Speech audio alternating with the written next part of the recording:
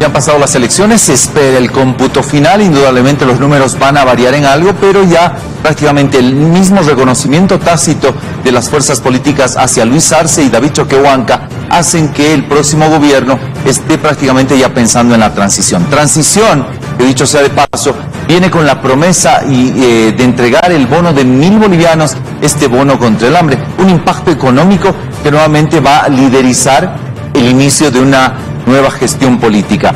Este impacto económico, ¿cómo se va a sentir? ¿Qué recibe económicamente este nuevo gobierno y qué ofrece? Le preguntamos al analista económico Gonzalo Chávez, a quien nos saludamos desde Levántate Bolivia. Gonzalo, esa es la primera promesa que dice que va a cumplir Luis Arce. ¿Cómo lo va a lograr y de dónde sacaría la plata? Buen día. Muy buenos días a toda la teleaudiencia. Mira, yo creo que esto estaba anunciado. Recuerden que el gobierno de transición había ofrecido 500 bolivianos, se llamaba el bono salud. Sin embargo, la Asamblea Plurinacional, controlada por el Movimiento al Socialismo, ofreció 1.000 bolivianos.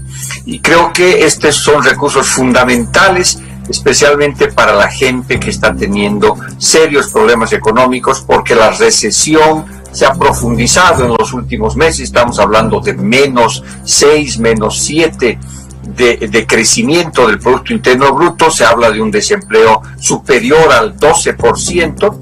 Por lo tanto, trabajando por el lado de la demanda, pues yo creo que es correcto entregar este bono de 1.000 bolivianos a la gente. Ahora bien, la pregunta es ¿de dónde viene el financiamiento? Probablemente también la respuesta está en que se habilitarían los créditos internacionales que estaban medio en el aire en la disputa que había entre el poder legislativo y el poder ejecutivo. Entonces, ahora que son del mismo signo partidario, probablemente eso va a fluir más rápidamente y tengo entendido que ese dinero pues ha venido de varias partes de la cooperación internacional y esos 1.000 bolivianos se entregarían en un primer momento. Esa es la manera de atacar la crisis económica por el lado de la demanda. Lo recomendable sería que se haga a los que más necesitan, a la base de la pirámide social, a los más afectados, y creo que eso va a generar un efecto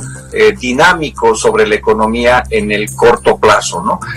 Sin embargo, bueno, los otros desafíos están más por el lado de la oferta en el cortísimo plazo, salvando empresas, comenzando para los que más necesitan, por las pequeñas y medianas empresas, y en el mediano y largo plazo, pues, creando el tejido productivo, impulsando el ecosistema para el desarrollo de las empresas privadas de todos los tamaños, de tal manera que el empleo de calidad comienza a recuperarse, ¿no? Y probablemente también vamos a ver la implementación de inversión pública en ciertos sectores que generan empleo, sobre todo en el sector de infraestructura.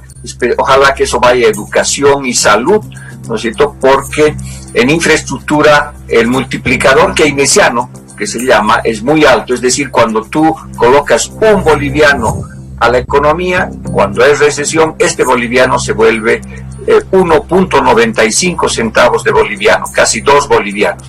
¿Por qué? Porque se produce el efecto multiplicador, ¿no? Ese boliviano se vuelve seguramente contrato de algún bien, de algún servicio, cemento, fierro, ladrillos. Eso genera también empleo. Estos producen más cemento, más ladrillos, más fierro, en fin, ¿no es cierto? Ahora, lo que hay que evitar, por supuesto, que este efecto multiplicador que se da cuando se coloca dinero, ya sea por inversión o por gasto público, se salga afuera. Y ese tal vez es el tema más complejo de administrar, porque el tipo de cambio real está apreciado en Bolivia, es decir, desde Bolivia es mucho más barato comprar cosas del exterior, Argentina, Perú, Chile, que producirlas en Bolivia, y eso va a ser un desafío probablemente de mediano y largo plazo, ¿no? Estamos conversando con el analista económico Gonzalo Chávez. Gonzalo, tema de campaña, se ha hablado de una destrucción en estos 10, 11 meses de la economía. ¿Se puede destruir una economía sin haber tenido un acceso absoluto? ¿Por qué lo menciono? Porque la Asamblea Legislativa, contraria al gobierno de la presidenta Yanine Áñez, ha frenado muchas acciones. Pero ¿es entendible que se pueda destruir lo que ahora proponen una reconstrucción, sino más bien es una continuidad de lo que nos ha dejado 14 años? Bueno, mira, yo creo que hay que verlo en la perspectiva de mediano y largo plazo, ¿no es cierto? Es decir, evidentemente la pandemia, la cuarentena y algunas políticas económicas equivocadas de parte del gobierno de transición han acelerado una crisis económica que viene siendo gestada desde el 2014-15, cuando se produce un shock externo negativo. Eso significa cuando los precios del petróleo y por lo tanto del gas y de los minerales caen significativamente. En aquel momento Bolivia deja de recibir por lo menos un 30% de ingresos en exportaciones. Eso inmediatamente genera, por supuesto, un déficit comercial que comienza a ser cubierto con tres fuentes, ¿no es cierto? En primer lugar, pérdidas de reservas internacionales. Nuestras reservas internacionales allá por el 2014 eran de como 15,000 millones de dólares, y eso va bajando sistemáticamente todo este tiempo.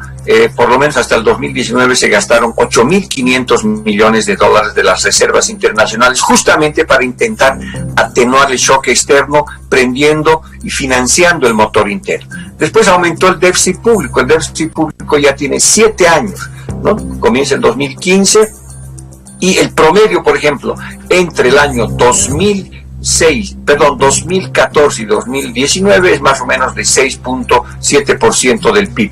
Eso se aceleró, ¿no es cierto?, este último año, y llegó casi al 12%. Y el otro fuente de financiamiento fue la deuda externa, que aumentó, ¿no es cierto?, de algo como 14 a más o menos 25% en esta época, hasta el 2019, y después eso se aceleró tal vez hacia un 28-29% del PIB. Entonces, estos problemas ya venían, ¿no es cierto?, de manera estructural, generando situaciones sumamente difíciles. Por supuesto que en el momento de la pandemia y la cuarentena, estos problemas se agravaron significativamente, generando pues desempleo, generando cierre de muchos sectores productivos, perjudicando al comercio, generando probablemente inclusive aumento de la pobreza y incremento del hambre. Todo eso, ¿no es cierto?, generó sin duda alguna serios problemas económicos, pero venimos arrastrando muchos problemas por el agotamiento del modelo primario exportador, digamos, que ha sido el centro de los 14 años del gobierno del MAS, y que ahora, ¿no es cierto?, seguramente van a buscar encaminarlo o avanzar hacia lo que se llama la diversificación productiva, a la generación de fuentes de divisas que no estén basadas solamente en recursos naturales, sino en otros sectores, pero sobre todo, ¿no es cierto?, el desafío que nos ha puesto el mundo en la actualidad, que es caminar hacia una transición energética, ¿no es cierto?, caminar hacia una transición verde y a una transformación digital, que debería pavimentar un nuevo patrón de desarrollo que deberíamos construir hacia adelante, ¿no?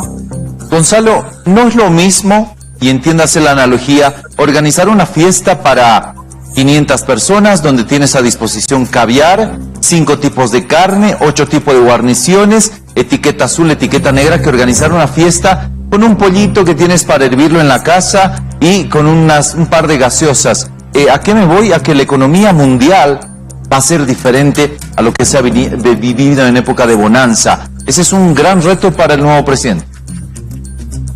Definitivamente es un reto tremendo para el nuevo presidente, pero creo que en su primer mensaje, cuando aceptó la votación, ¿no es cierto?, él claramente dijo que va a buscar un gobierno de unidad nacional, ¿no es cierto? Y la idea es que hay un pacto social político, que yo he estado insistiendo ya hace mucho tiempo, que es fundamental. Tú tienes que crear un horizonte de estabilidad básico, ¿no es cierto?, entre los actores económicos, sociales y políticos, para que funcione la política económica. Porque si no hay cierto equilibrio político y social, los instrumentos de política económica que tenemos los economistas para lidiar con recesiones, que sí existen, ¿verdad?, al contrario de la pandemia, donde todavía no tenemos soluciones, para el tema económico sí hay soluciones, pero requieren de cierta estabilidad política que debería venir de un pacto político social para que los instrumentos de política económica, para que las medidas que se adopten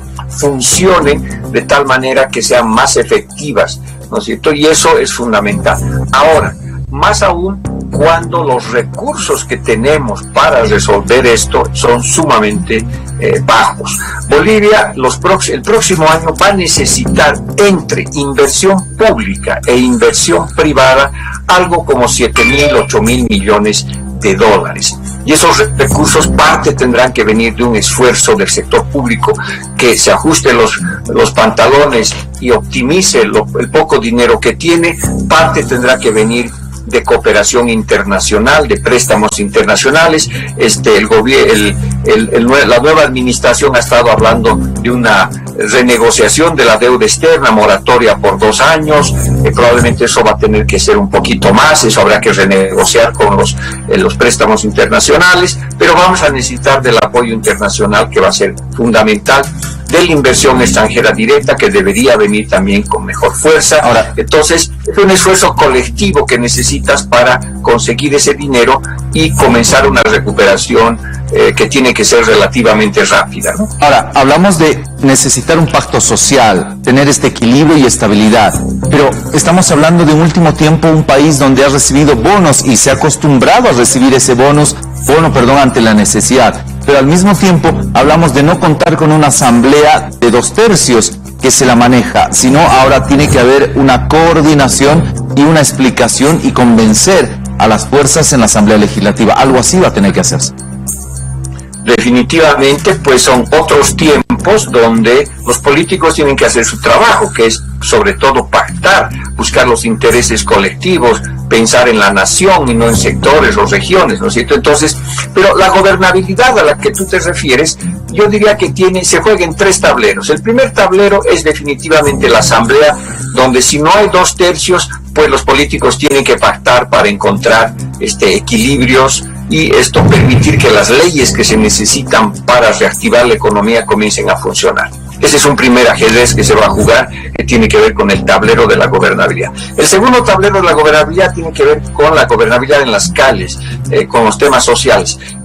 Y vamos a enfrentar un enorme conflicto social, una conflictividad social fuerte, porque muchísimos grupos de diferentes áreas, sectores, regiones, van a comenzar a presionar al gobierno para recibir recursos, para recibir apoyo del gobierno. Y por supuesto esto no va a ser sencillo. Ahora, evidentemente, el gobierno del MAS es el que mejor posibilidades tiene de lidiar con estos movimientos sociales, porque algunos de ellos hacen parte de su organización, pero de todas maneras tú vas a ver una presión de médicos, de gremialistas, en fin, de diferentes sectores presionando al Estado por ayuda, y esa organización va a requerir un nivel de gobernabilidad que no va a ser sencillo.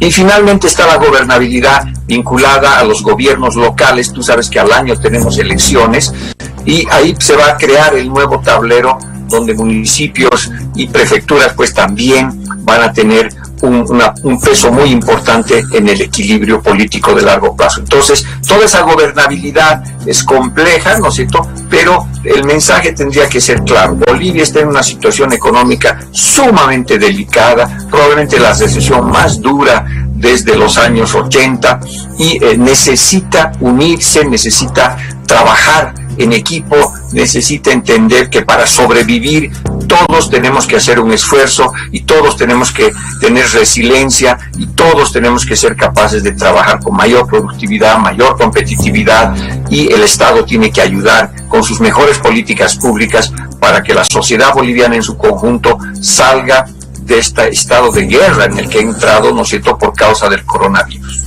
Le agradecemos el análisis económico a Gonzalo Chávez, que nos ha acompañado en esta jornada de Levántate Bolivia.